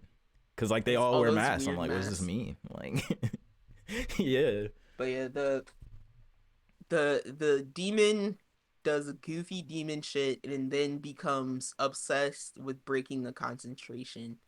And I'm assuming he's cleaning that. Both artists. He's cleaning that super old sword, right? Yes, for Tanjiro. Okay. Yeah. That's what I thought. Because they're both artists, and he was like jealous that he doesn't take as much pride in his vase work. He doesn't have that level of concentration, so he must now break blacksmith concentration. Wow. Yeah. Wow. Very very anime. Yeah, very anime for sure. But I really feel like it's gonna be the girl it's gonna be. I think the girl's gonna fight with Tanjiro, and the mist dude is gonna chase the vase demon and fight. Yeah, I think it's a little ridiculous how long ago they had her running towards the fight, and she's not here yet. Ooh, I'm nearby. Are you really? Are you? Are you lost? Because the village. Did you go the other way, and you're like running the whole way around the globe? Literally. Instead of the shortcut way? Or is it the anime thing where these whole like 4 episodes have been 20 minutes? That's gonna be my guess. This is all only 10 minutes has passed. Literally, it's nuts. Go with that. But yeah, Demon Slayer, I'm liking it. I saw something on YouTube the other day that said like old, very very old, like the very first movies. Mm-hmm. They would just have so much just dead like scene because they didn't think people would understand cuts. Mm-hmm. Oh, so like literal cuts, they would just let shit play out in real time because they didn't think people would understand the cut. How much time had to be wasted? And I'm like, I was like, now we're so far in it now, we don't even explain to people. Because I've watched so much TV with people who are like, why the hell is it taking them so long? And I'm like, the thing we just saw was occurring at the same time as this. Yeah. So they're going back to show us what was happening while the other. No, and I'm 100%. Like, there was a point in my life when I didn't understand that, but it's like nobody explains that to you. Yeah. No, I get it. I think also, I don't know if is that a real TV show thing too, or just an anime thing? That's a TV show. Okay. That's a filming thing. Okay. And, like, because I'm like, how would you? I don't think tension would work if you did it in real time. Yeah, no, I agree. I definitely agree with that. So, but yeah, what episode are we even on? 8? But yeah, that was my thought when he was like, "Oh, send 2 Hashiras." I was like, there's supposed to be another one here. It's not fucking here yet. And they're about to end up split up anyway. So like, didn't we learn from Tengen? Like, They That's need all right. help. And Rengoku, like we got 2 wannabe Hashiras. One that eats demons. There was a second where I thought Genya was turning into that demon. And I was like, wait, what's happening? Oh, yeah, the flashback. We didn't really... I mean, there wasn't a crazy amount, but we learned a little bit about Genya and his brother, Shinuzagawa. Shizunugawa. Sorry, he has a crazy name. Shizunuzagawa. The Wind Hashira. The crazy deranged one with all the scars on his body. Thank you. You just remind me the one thing I was trying to remember for the entirety of the podcast. And that was the thing that brought it up. So I had a random thought the other day that was like, if you weren't the baby, so like kind of how this family was, it was like Winnie Hashira was the oldest brother, right? And then he was the next oldest. Yeah. It's like if you weren't the youngest, if we had like 1, 2, 3 like younger siblings, I definitely think that we would be more rivals than friends. Possibly. I could see that. I just don't know why, but I was like, I had this gut feeling that both of us would be trying to have the younger siblings look up to us. And that's very possible. I feel like because we're already slightly competitive now, so I was like, but I'm also more protective of you, being the older sibling. But I'm just like, or I won't say more, but I feel like I am. Yeah. But I'm like, if you were the same, like same way, but there was children behind us and you 100%. Weren't the youngest. Yeah. I was like, I think our dynamic would totally change. I could definitely see that. And I feel weird saying that, but like it cracks me up. Nah, even more general than that, like either of us, if you switch our position in the age ranking, we would just be probably different people, like completely. You know what I'm saying? So I think that plays into that a lot for sure. And especially if like all of our younger siblings were murdered by demons, that would probably cause some weird like stress, or you know what I'm saying? Like that was pretty brutal. Like Tanjiro's family's death was brutal. He wasn't there, at least. Right. But yeah, seeing all your siblings like running, being like, Mom, and then just getting swiped. The one in your arms too, he's alive while you're holding him. And then 2 seconds later you look down and you just like, oh my God. That was pretty bad. I see why some of these people just hate demons. Like, just hate, like, no questions asked. I get it. Yeah. Like, Tanjiro would probably be the same if his sister wasn't one. Yeah, you know what I mean? Like, honestly. They really only blur that line by having her be a demon. Yeah. Or if she just straight up died, like. I would say if she had died, or if she was like, let's say instead of her helping him, she's in a coma and he's trying to save her from a coma. I think it would be a different. And because you're right, because you see flashes of it in him now, right? When he said he was facing the fuse demon, right? And the demon said, if I kill somebody who's not related to you, what does it matter? You saw like a flash of hate in Tanjiro's eyes. He's like, you scum, I will murder you. Like, who are you? You know what I'm saying? That one demon taking the position of like, how dare you, Tanjiro, beat on this tiny demon who is my main body? Yeah, like, exactly. How dare? And then Tanjiro's like, I can smell 200 dead corpses on you, motherfucker. You piece He's like, scum. Don't you dare try to chastise me. No, 100%. Like, you saw like a flash of just anger in him. But I was just like, what the? Like, that actually like took me out of the show for a minute. That demon setup. Cause it's like, what the hell? Kind of be a tiny Oscar statue on the battlefield. I know. Being like, and then they gotta hide you in some wood in the middle of the battle. Like, I'm like, this doesn't make any sense. That's weird. Not that anime makes sense, but I'm just like, this is like beyond extra. It's a weird demon power. It is. It's like, why would you be there? Yeah. Like, I don't know. He's like a little mouse just running around. How did this dude get into the upper? That's all I'm trying to say. I get that he's powerful, but like he has to be annoying to work with. Oh yeah, we're just definitely gonna get his backstory. Constantly sniveling. Yeah, constantly crying. Who was? I feel like when they had that demon meeting, somebody was like bullying him, like telling him to shut up or something. I think it was the third guy telling him. I feel like it was probably him because he's always angry at everybody. Yeah. Or it might have been that The goofy second guy one, yeah, that was messing with him. yeah, The Hisoka. yeah, exactly. I was like, Hell's Paradise got a Hisoka this week too. I'm trying to remember. One of the Tenzin was like Hisoka. He had like red hair and like Oh white yeah, skin. the one that Definitely looked like a killed clown. the blonde haired dude, right? I think so, yeah. Yeah, But he didn't die. Neither of them died. I thought he killed them. They didn't die. not on screen. He was full of holes, but he Oh didn't no, actually. that in the other blonde guy. I'm thinking of the Bandit King blonde Oh guy. yeah. No, you're talking about the The ponytail. Simon one, yeah, Yes, yeah, the execution blonde guy. Yeah, yeah. Which I wasn't fighting expecting. like fighting as a corpse. Yeah, essentially, just full of Yeah. holes. It's crazy. But yeah, Yeah, somebody actually slacked me a message at work that was like, I love how Hell's Paradise builds up characters to kill them. no, honestly, I'm not mad at it though. Oh, I'm not mad at it. what do you expect? Yeah, All right, you ready for the last show? yeah. All right, Heaven's Delusion, aka Tengoku Tenkokyo Daimako? Daimatsu, something like that. Damatsu. Okay, Something like that. something like that. What do you think? Um. So Daimakyu. Daimakyu, yeah. So yeah, I really like the mystery of this show. I really think it's got potential to like subvert my expectations. Um, I was very confused for a while with one aspect of it with the I thought they were not well, first I thought they were flashbacks to the kids in the school. Yeah. Then I was like, you thought those were flashbacks. then I saw one scene, I don't remember what scene it was, where I was like, wait, this is happening at the same time. But then I saw another scene where I'm like, wait, no, these are flashbacks.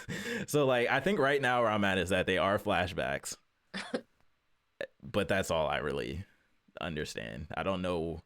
I really think that they have something to do with the monsters. I feel like that's kind of obvious because it's like weird science experiments on kids. And there's like, Well, I'll say I am behind you. I know, because you're saying you're caught up. I know I'm not. no, caught up on the dub, Oh, which is like episode 8. You're still ahead of me. Oh, okay.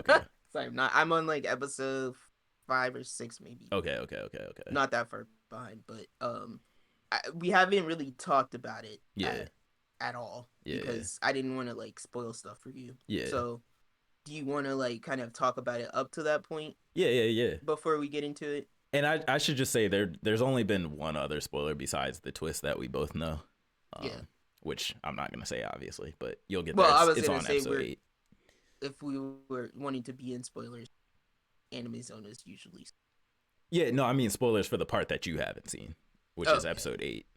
But aside from that, nothing crazy as like revelationary has happened other than the thing that we both know about.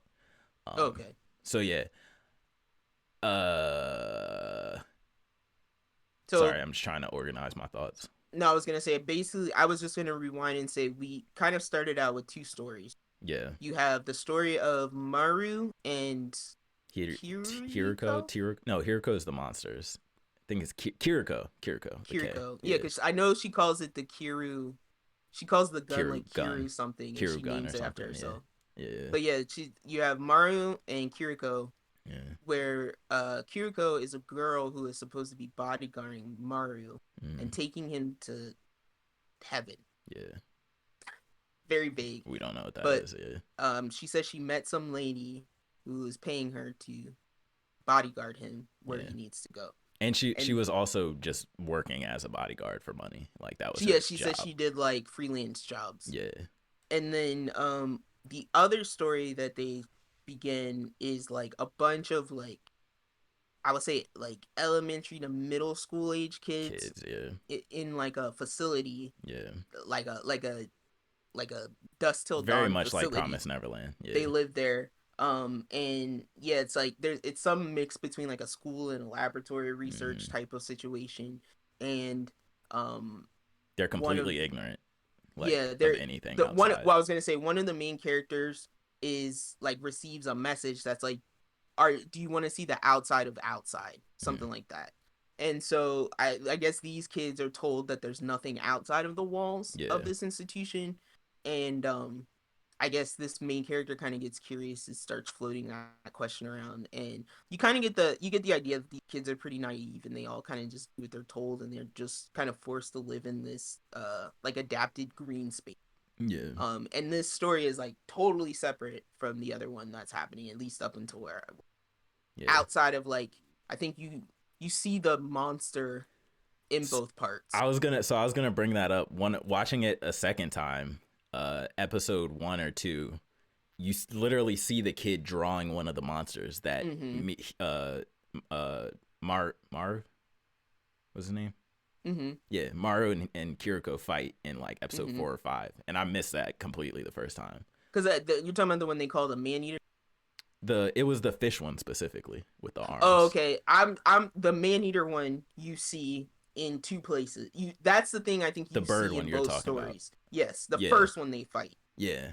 So that's why I brought that up, because I'm like, that's the kind of only thing that kind of signifies to you that we might be in the same world. And then also the leader of the institution, who's like one of those creepy old people in a wheelchair that like knows too much. Yeah. Is way too calm. 100%. I think she acknowledges that there's monsters outside. So wait, where do you see the bird though inside the walls? Is that also a drawing?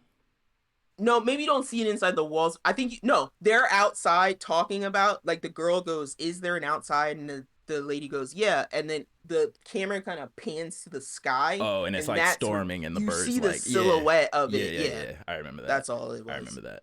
So yeah, that's what it was. And then you kind of like, we go through seeing them traveling. They fight that man-eater bird monster we're talking about. It's kind of like this faceless, headless. Kind of reminded me like a Pan's Labyrinth Guillermo del Toro monster. Cool design. I like the design. Yeah, and it's weird so whip wires that it whips out. that was scary. Those wires you can't see. Yeah, it's gross. But yeah, so these two kind of have the ability to fight these things a little bit better than a regular person. Yeah, we don't exactly know why. At least I don't. And we know why for her, just because she has a gun.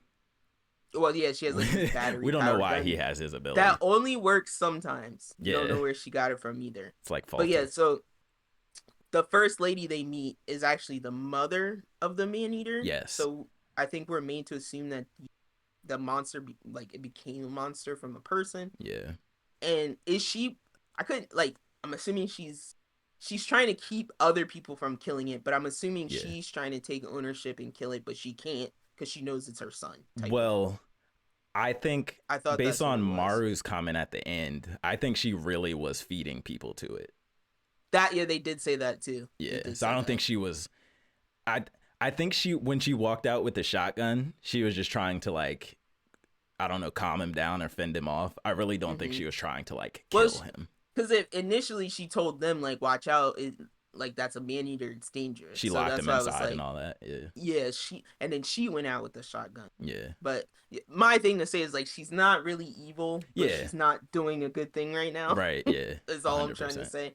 100%. So yeah, that's kind of like that's like our first conflict in the world. And then I'm going to take your guidance from here, because I do remember the fish monster, but yeah, my memory gets foggy there. Before that, I just wanted to say, so the reason Maru can fight them is because he has this weird power that when he touches them, he can like find their heart or their core and like crush it, and then they die.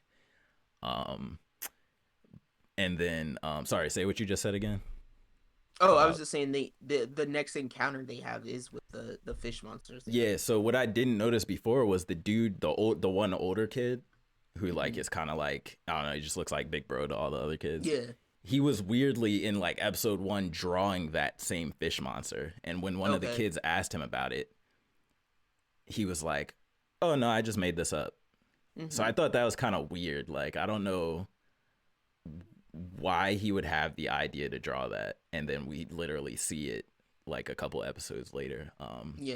But yeah, that's like the next encounter. It's like this weird fish they're on a boat. I forget exactly where they're going to. I think just looking for another town, Tomato Heaven or something like that.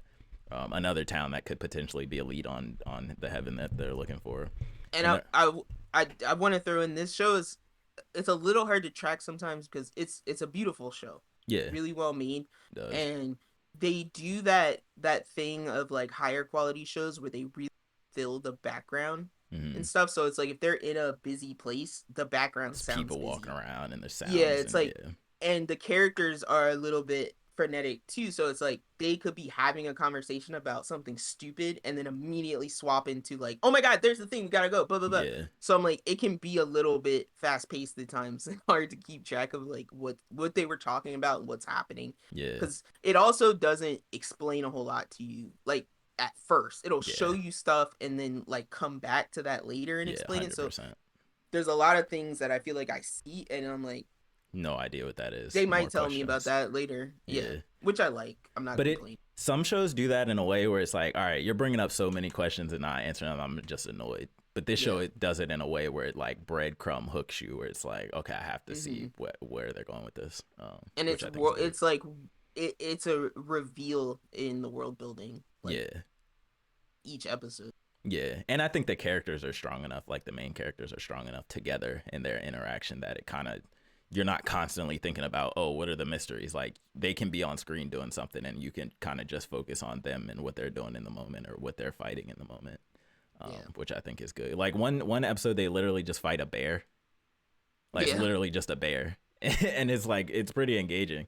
But it's not a monster or anything. It's just they think it's a monster for a little bit, but it's just a regular bear, which is kind of funny. But yeah, I think just going back to the encounter on the boat real quick, it's nothing too crazy happens there. I don't think there's any reveals there. I think the more interesting thing is like periodically they'll flash over to the school, and stop me if this isn't where you're at yet, but there's one of the little kids has this disease. Do you remember? Okay. And his kids I was gonna say we didn't even talk about the fetus. No, yeah, we didn't. That's true. So yeah, one of these little kids has this disease, and apparently a kid before that, like I don't know if the kid before that got the disease and that's why they killed themselves, but for some reason they killed themselves. I'm kind of forgetting why. And then this other kid came down with this disease, but they talk about the disease in a way that all the kids are going to get the disease if they don't like figure out how to stop it. It's like, to me, it feels like other shows where there's like experimentations going on, but there's this degradation factor where it's like the clock's just ticking and your cells are degrading or whatever. I kind of get that same vibe here. So I don't know if they're like, all these kids have this like, they're special for whatever reason and their bodies just degrade over time. But that kind of feels like what's happening, even though we've only seen, I think on screen, the one kid have he had like splotches all over his body and he was just like terminally ill basically. And then did you see what happened after he died? If I did, I don't remember. Involving his body? No, I don't. Okay. I won't say anything about that, but I'll just say something happens to his body that's very like, why is that there? But yeah, it's very interesting. Sorry, you just reminded me. I'm like, I love when a show just say it's just slightly off, and you're like, that don't feel right. Yeah, something's off here. But yeah, I get very Promised Neverland vibes from that section of the show. I'm like, I forget how we got. I think got to the fetuses by like, wasn't it one kid saying to another kid like, do you want to see a baby, where the babies come from or something like that? He was sneaking around and he got into somebody also drawing a picture of one? Probably that same dude that's always drawing. Okay. If I had to guess. But yeah, I'm like, they went to that room and there was like all these pink fetuses with like spirals on them. Yeah. And then they snuck in there and got out, but then someone was aware that they snuck in there. Yeah. Oh, did you also notice that the one girl has like, she's like Fropey? She was just sticking to the walls, like hanging out the vent. No, but I did notice that one kid is way too good, like athletic wise. Yeah, that's true. Like he was like jumping from like 20 feet and he was okay. Yeah. So there's some weird experiments going on. I noticed these something kids. about these kids. Yeah. Yeah, that one kid sprinted up the wall to get out of that room. He left a foot mark on the wall. Yeah, exactly. He was like, how the hell is there a foot mark up there? Like, where did that come from? So yeah, there's some weird, like, these kids got powers or something. Genetically modified, something weird. But, all right, can we please discuss spoilers? I'm dying. Yeah. I thought I was spoiling. No, I'm like, I want to talk about the main character because I'm hyper confused. Oh yeah, and I go want to ahead. know Go what ahead. you think. Yeah. So is it around like episode 3 or 4? We get a flashback about Maru. Yeah. We learn, I'm gonna get this so wrong, but we learn that there was like a little boy. No, not Maru. Kiriko, the girl. Kiriko, I'm sorry. Yeah. It's a little boy who had an older sister, assuming at the orphanage. I don't know where they were. They were in a town or whatever with the Robin dude and the doctor. It was like this gang of kids, so I'm assuming it was like kids in an orphanage. Probably, yeah. And then what happened? They didn't have parents, that's for sure. Oh, Kiriko, as we in the past when we didn't know her, had black hair and was at an orphanage, but was also This I remember. They have now, different names too, by the way. I wanted to talk to you about this because I was like, this is my like escapist fiction where you're in the poor orphanage, but the poor orphanage gets by having the kids be kart racers. Yeah. And they bet on the kart races. It's so weird. So the Kiriko that we know but we don't know in the past with black hair is a kart racer. Yeah. And she's, I guess, pretty good. Yeah. Because she races for the orphanage, so that's like one of the storylines that we're tracking. And she has a little brother. I think she's the main reason the orphanage even stays afloat. Like she earns like most of the money. Because they talk about the one dude Doc. Yeah. Which I think is the person that they're looking saves them. Yeah. Yeah. Mm-hmm. Yep. And that's who Maru is looking for now. Mm-hmm. Or Kiriko is looking for now. And so, but one day the little brother is in danger during a race, right? Yeah, so there's like a monster appears. He's like watching his sister's race from like a high vantage point, and through his binoculars he sees like a shimmer of like a monster that turns invisible. And so he goes into like little kid I can save everybody mode, runs down there with his dinky little crossbow and then tries to like confront it and ends up in the worst situation possible. Of course. He literally gets wiped. And that all that's scene left. Oh, go ahead. Yeah, you're about to say it. Go ahead. No, say it. That's first off, when he put his arms in it, and then his like when she shows up and it's just his top half, and she pulls him out, and it's just half his body is gone. I'm like, oh my god. And he was like gray. Yeah, I'm like, oh Jesus Christ. She was like holding the that was the moment where I was like, I'm gonna suggest this to you now. So I was like, this happened, and I feel things. But the monster, tell me if you got this feeling. The monster did not feel evil. It felt like if he just put his arm in a blender. It was like a fat, like, grub. Like worm thing. Yeah.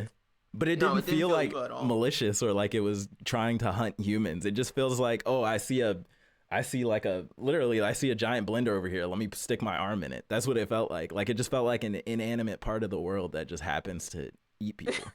I don't know why. It's this weird, like, feeling I get from them. But this is the part where I get confused. So we see Kiriko holding little brother. Yes. And then some flashes happen and decisions are made to save the little brother.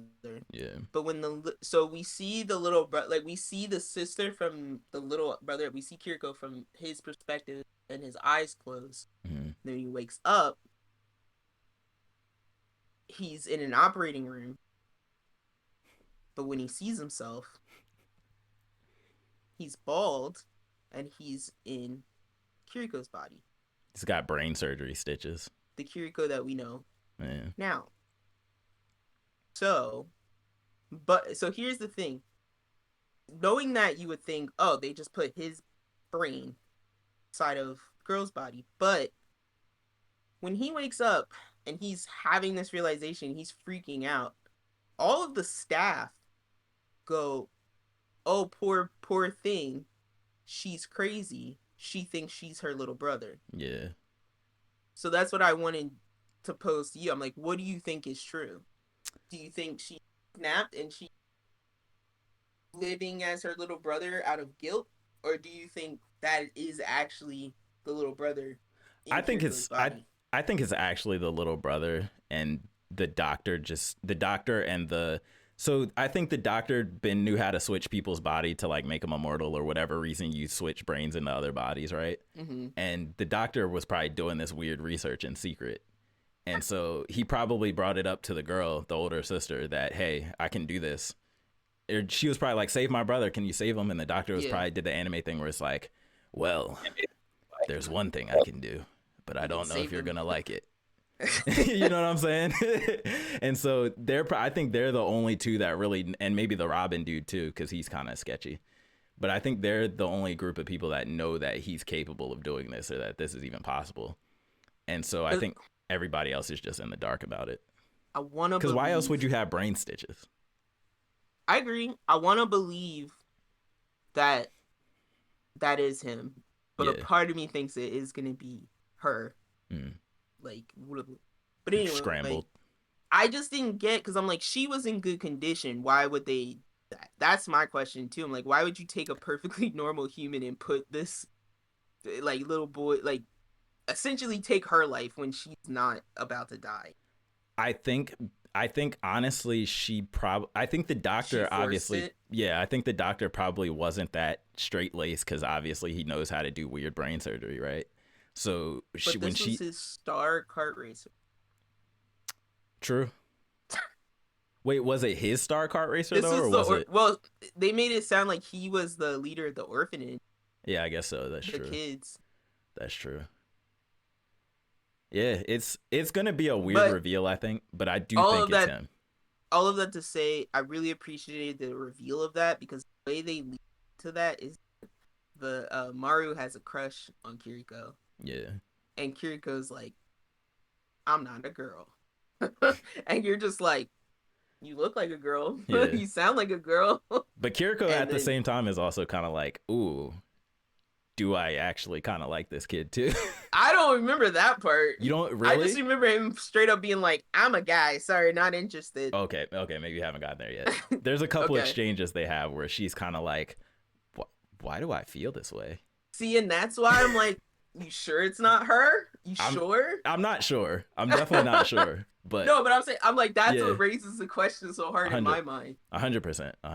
Of like, I could totally see this being a guilt thing. 100%. So weird. I like that because it's like, and he's like, all right, I need you to stop crushing on me immediately because I'm a boy and I'm explaining to you how I'm a boy. Yeah. But I'm trapped in a girl's body, so don't make this weird for both of us, bro. Yeah. Like, I appreciated that so much. It was already kind of weird because he kept calling her sis. Yeah, and he's like, look, I'm gonna explain this to you. Yeah. Nah, their relationship is hilarious though. Like, it's funny. They're a neat duo. Yeah. But yeah, I'm appreciating this different story so far. Yeah, it's gonna be a lot of cool reveals, I think. So yeah, I think Golden Kamuy, I know I say this every week, but I think Golden Kamuy is back up and running, so I may be checking in on it. Oh, nice. Because I miss it constantly. Nice, oh my god, a live action version of that. How would I feel about live action? Probably just look like Rurouni Kenshin. It would just look like real history. Oh, yeah, honestly. with brighter outfits. They could probably do it. They would probably definitely. Use real Japanese people, please.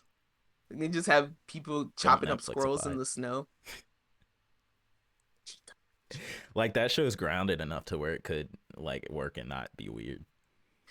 Somebody was talking about they were talking about Japanese culture, and they were talking about how the Ainu just legally separated themselves from the Japanese. Like, oh wow. They just got recently recognized as a legally distinct culture from the Japanese. Like, they're not Japanese. Not Japan, yeah. And I was like, oh, I know all about the Ainu, sir. He was like, because in the video, he's like, I'm not going to get into that. That's a whole complicated thing. And I'm like, oh, I know all about the Ainu. I watch Golden Kamuy.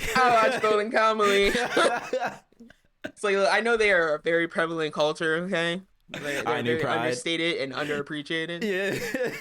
But they are ballers, son. I was like, they are surviving. And the cool part is like they showed a picture and it's like their outfits look like the outfits from the show. That's cool. Like, they have like the swirly patterns and stuff. That's cool. And I was like, dope. They're like, you think the creator has any like heritage. I think they have Ainu heritage, or at least maybe Japanese culture. But yeah, it's totally possible. Yeah, because it seems like a lot of them, much like Native Americans, may have their tribal culture. They move into modern society. Yeah, a lot of that there. That'd be really cool. But yeah, it's crazy to think that there's people who live in Japan that are not Japanese. Yeah, I know it's weird to think of. Yeah.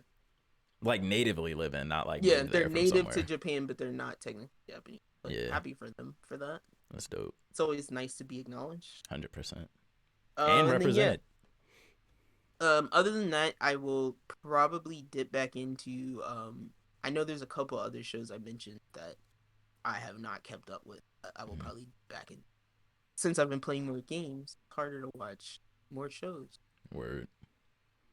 But yeah. Anything else from you, Tid? Nothing crazy. I started watching Dragon Ball. One Piece gifts. Oh no, I'm gonna keep doing that. I'm gonna keep sending you. You started watching Dragon Ball? Yeah, because I've never seen the original Dragon Ball. I've never seen Dragon Ball all the way through, and like Dusty's always like, and I know this isn't true, but Dusty's always like Dragon Ball's better than Z, and I'm like, all right, guy, just relax. Nothing's better than Z. Yeah, except but Super. I do want the knowledge, like, just for my education, because I've only seen bits and pieces of Dragon Ball. I've never watched it from start to finish, and I feel like I got to at some point. So that's I never watched it from start to finish, but one, I hate Kid Goku, and I don't hate him. He's just more annoying. Yeah, and 100%. Like I prefer Gohan to Kid Goku, and 100%. Also, like I watched a lot of it growing up. Yeah, I probably just didn't watch it in order. Yeah, exactly. But yeah, I do. I'm still fascinated by that animation back then. Yeah, it's just like, and like just to get the series roots, because like, what? Oh my God! Sorry, real quick. Episode 2, this show cannot air today. Already canceled. Garlic Jr. No, Master Roshi. The second he shows up, Bulma, can I see your panties? Bulma lifts up her shirt. She don't have no panties on. Just straight butt cheeks. Master Roshi started bleeding out of his nose. I'm like, what is this? I'm like, this could not air today. I swear to you. Definitely not. The second not he on pulls a children's network. Bulma, and mind you, this is Bulma as a child. Why does she not have underwear? Because Goku took them off in her sleep the night before and hid them. Oh, okay. That's so like 4 red flags in the same, like... I'm like, man, this was a different time. They loved their pervy stuff back then, man. Bro, they love that stuff. That's next level. They love that. That's like stuff. Old Man and Child. Oh yeah, it's crazy. That's how it was, bro. That's why we have laws now. Trying to get a gift. He gave Goku the Nimbus Cloud, and Bulma was like, "What about my gift?" Or no, and yeah, she was like, "What about my gift?" And then she was like, "I want your Dragon Ball."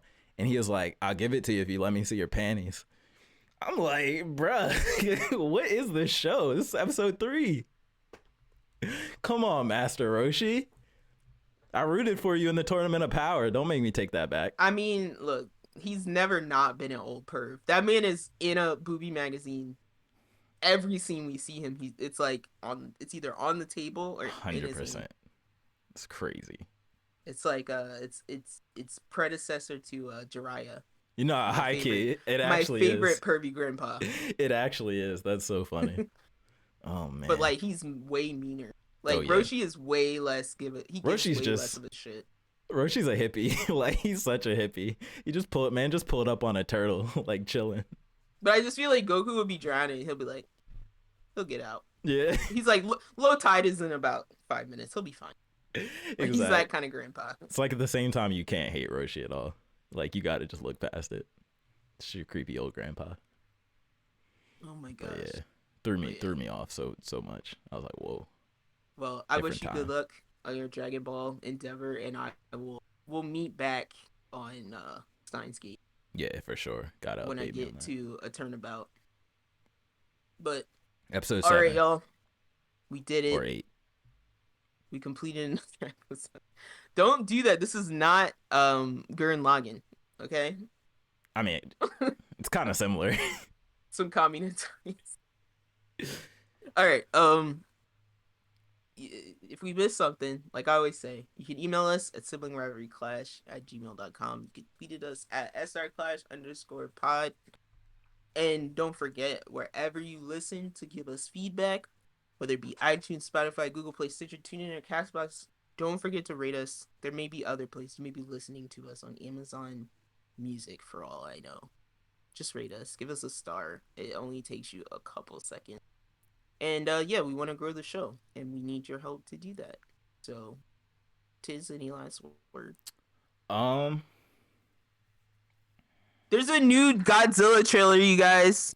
Totally forgot to mention that. It's got an evil ass Kong just sitting on a throne. Like, is it really? Go watch it. Oh it's like God. It's just a teaser. It's just a teaser, but it's like there's like a orangutan. He actually looks like a little bit like Beast Titan, and he's just sitting. He's sitting in like this throne with all these like corpses in front of him, and it just like zooms out. I hope he chucks a horse. So I'm like, I wonder if there's gonna be like Wait, can we stop making Godzilla the hero? Godzilla is a ravenous dinosaur monster. Why is he the good guy in all these movies? He is the hero. Why? Because nature is indifferent but always correct. Nature is indifferent but always correct. But why is and Kong that is the what villain? Godzilla is. Because he's a dirty monkey. All right, good night, folks. Just kidding. Oh my God. I don't think he's Kong. I think he's a Kong. Oh yeah, because there were like 50 of them at the end of the last movie. Yeah, so I think they're actually gonna make our Kong like a good guy by having him help. Like, I think Godzilla, like, you know how Godzilla kind of beat up Kong. Like, I think Godzilla's gonna get his ass handed to him. Yeah, and then he's gonna have to go call his boy. Yo, what is this movie universe? What is this, yo? We're building the kaiju cinematic universe. Oh my God, I hate my chair. Oh, speaking of kaiju, have you seen that? I think it's gonna be an anime soon. It's a manga right now. Kaiju number 8. Yeah, that joint looks fire. That's all I want to say. I have to look it up, but fire. You have to. I know someone who's reading it right now. It looks so fire. But yeah, that's it. All right, y'all. I told you where to find us. See you next week. We out.